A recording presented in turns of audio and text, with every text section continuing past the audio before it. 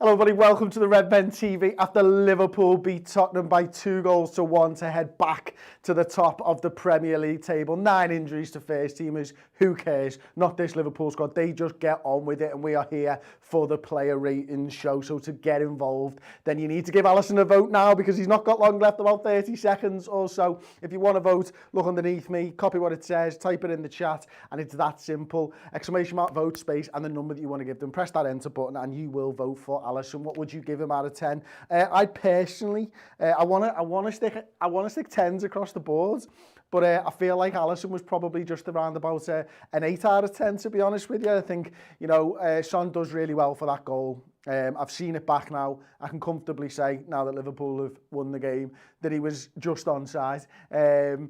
Which is nice, because finally VAR doesn't matter and we get the 3 points anyway. But Son's finish is great. Obviously, he comes out well for Bergwijn, who hits the post, makes himself big, makes it difficult. But yeah, just leave it on the screen until I've got it, please, mate. 8 out of 10 for Alisson, did you say?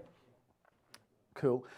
Trent is now live, so we're going to vote for Trent next. Thought it was an interesting game from Trent, to be honest with you, because again, I feel like he's been told, certainly today, you don't want to get too far forwards. Like, he never hits the byline anyway, and he took his time when he was going forward, because I think we were very conscious of the counter-attack of Tottenham Hotspur.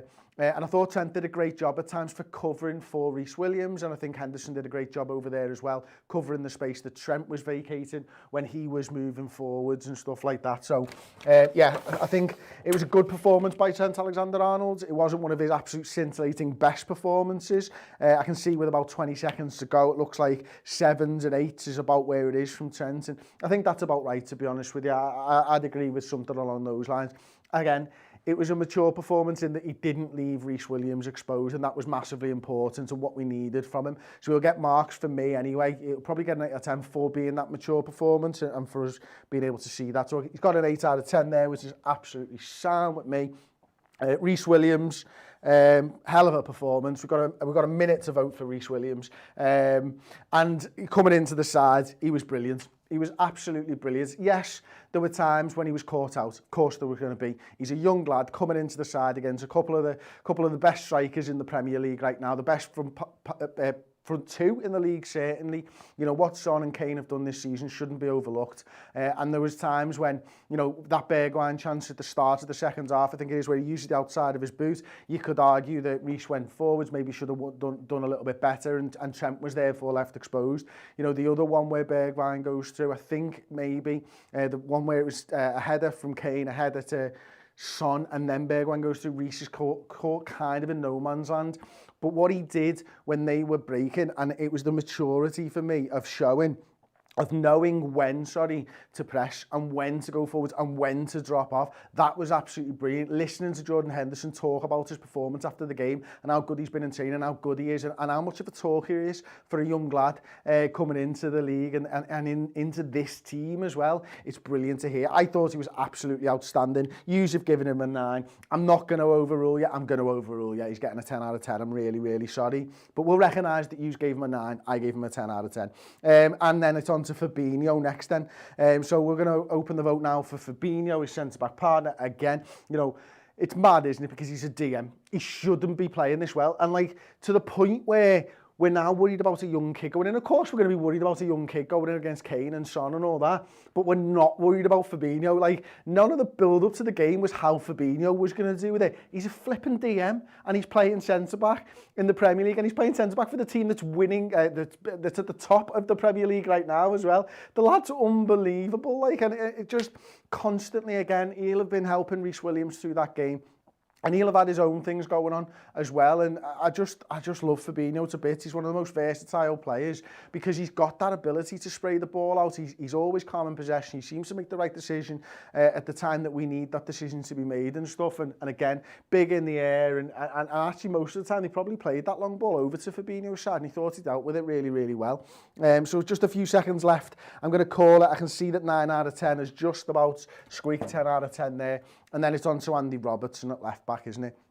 I don't know what else there is to say about Andy Robertson on these shows, to be honest with you, because, you know, for me, I put him as our player of the season so far. I think, you know, the delivery for the corner, first and foremost, absolutely superb. But it's his work rate, it's his endeavour, it's his tenacity, it's his ability, it's his crossing. He is the complete fullback. You know, when you think of modern fullback, you think of Trent and you think of Andy Robertson. They play it in two different ways. And, you know, first half, that left-hand side with Kurt Jones and Mane and Robertson on the overlap, hitting the byline, pulling the ball back. That's where it felt like to me that we were going to get something out of this game. And second half, I think, you know, Tottenham get into the game a little bit more. They have some good opportunities and we start to sit back a little bit more and maybe don't push ourselves forwards too much and overcommit because we're conscious that a point's still a good point in this game. But Andy Robertson, man, he just excels at all times. And they just, I don't know, I'm out of words for him. And I can see already 10 out of 10 is one for Andy Robertson. So we're going to give him a 10 out of 10. And then it's the captain, Jordan Henderson. In fact, is it Genie on yours? Sorry, mate. It's Genie, yeah, okay. So it's Genie next, sorry. My bad.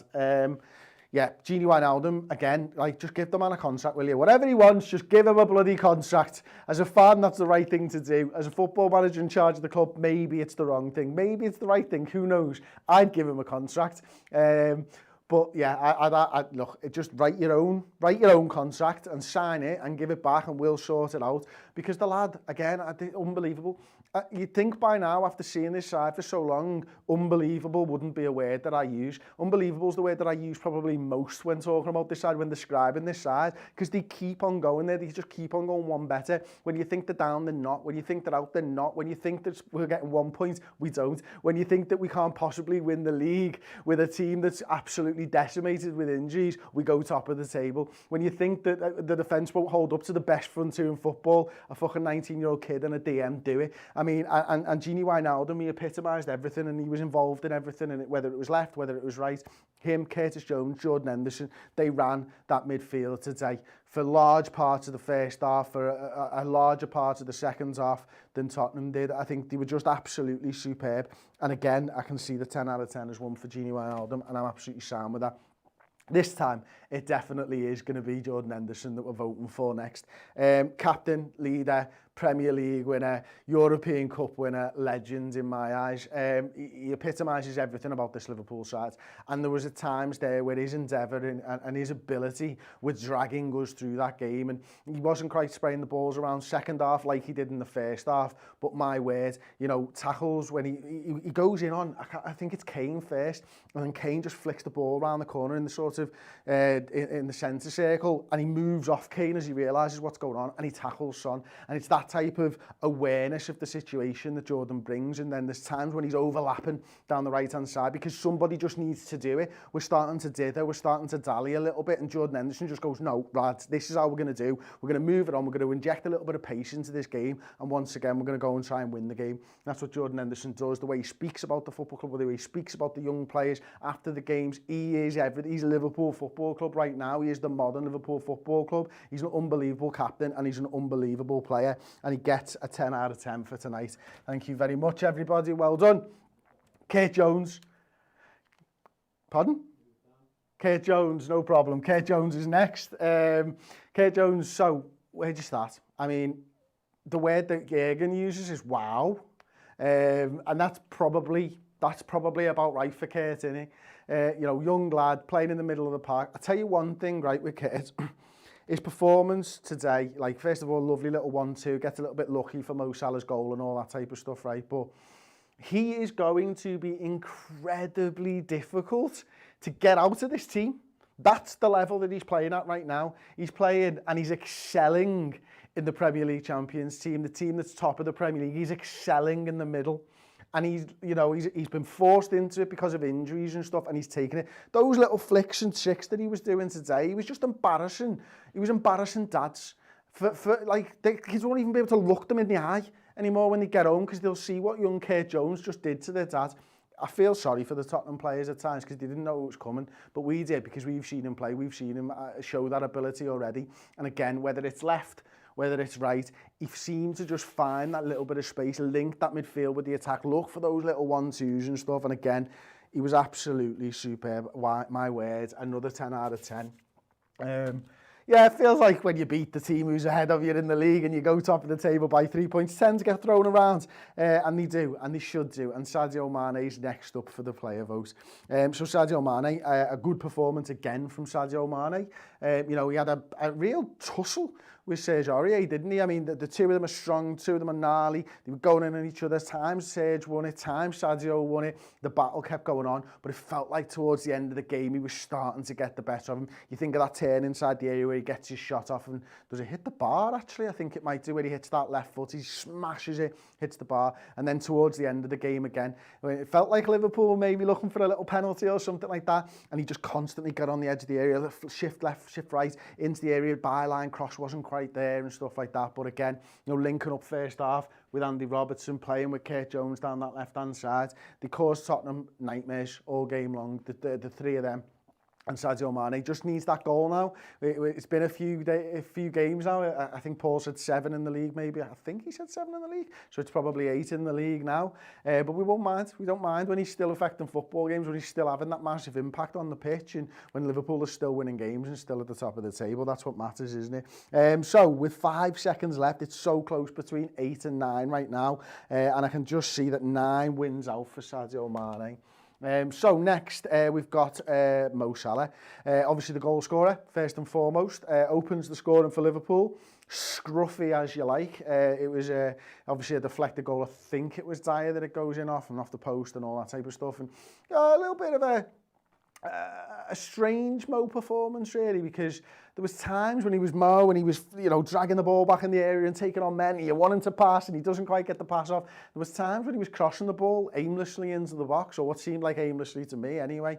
Obviously I don't have the view of the pitch that Mo has, but there was times when he took responsibility for Son, and, you know, track him back to the point where he is running at full pace, because I think he believes he's the only one fast enough on the side to get back at Son. So they were breaking, and Mo Salah's job there tonight was just get on Son, keep up with him, because the other lads probably can't, and he did that. And time again in the first half we saw that from Mo, and it's something that he doesn't get enough credit for as a Liverpool player, because we all focus on the goals. Obviously we all focus on him in the final third and everything that he brings us in the final third, that we forget he can do the defensive work, and he wants to do the defensive work, because here's the thing, everyone says he's greedy and all that. He's a fucking team player. That's why he's back there tracking back and trying to get it on and stuff like that. We don't give him enough credit for being that team player, I don't think. And he gets a 9 out of 10 there, does Mo.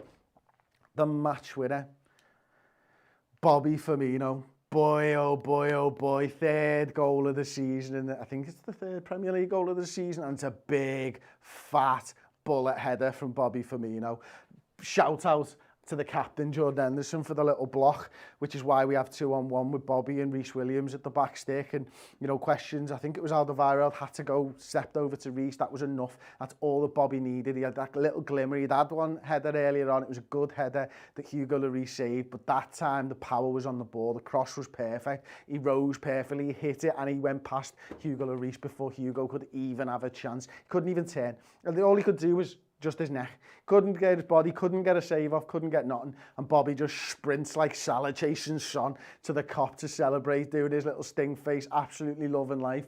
What a performance by Bobby Firmino. But it wasn't just that, it was everything that he brought. It was that link-up play, you know, with Mo, with Sadio, with the midfielders. Everything just seemed to be on point. It was the best performance for me, for Bobby, from this season. It was the best Liverpool performance of the season for me in the Premier League. It was just a complete performance. We had everything. We had to worry about them because they're a good side. We had to show fight and heart to get ourselves and recover from those early chances in the second half that Tottenham had, and we had to get the 3 points in front of the crowd, and we did get the 3 points, and Bobby Firmino was the lad who did that. And he got a 10 out of 10. With my word, 88.97 of 200 votes. 88.97% of the votes. 237 votes for 10 out of 10. And quite obviously, for me anyway, the man of the match. We haven't got one for Naby Keita. We'll just give him a 10 anyway, because that's what it is. Thank you so much as well for the super chat, Damien Jarowski. Bobby needed the fans back in the stadiums. Performance have improved since fans are back. Bobby just needs goals. Bobby just needs to play footy. Bobby just loves playing footy, and Bobby stepped up with the Jota injury as well. Maybe Bobby's in a little bit of form right now because he was rested earlier on in the season, but you're absolutely right. Thank you so much, Damien, for the super chat. It's massively appreciated. Stay in the chat there. You'll be automatically directed over to the instant match reaction, which will be me, which will be Paul, and I can't wait to talk a little bit more about the talking points from this game, what the managers have said, really dive into that, and then tomorrow, man, the redmentv.com, the final word show will be out in the morning. Go over to the redmentv.com if you haven't already. Subscribe. There's 2 tiers. You can have the season ticket holder, which is the £5 a month tier, or the Club Legend tier, which is £10 a month. We give you loads and loads of extra content, full hour-long shows. We've got the final word show. We've got the Reds News Roundup show tomorrow as well. We've got loads and loads of incredible stuff, documentaries going out there every couple of weeks, every month certainly, on there now. We've got an incredible top 50 moments of Jurgen Klopp coming out over Christmas. Now is the perfect time. You get free merchandise, you get access to a Club Legend Discord where we chat, and it never stops. It's 365 days a year, 24 hours a day, full-on Liverpool chat with some great Liverpool fans, really building the community over there in the Discord app. It's probably worth the subscription alone. It's that good. I'm really enjoying it anyway. So thank you very much. Join us on the Instant Match Reaction. Like the video. Top of the table. What a fucking wonderful day. Ta-ra.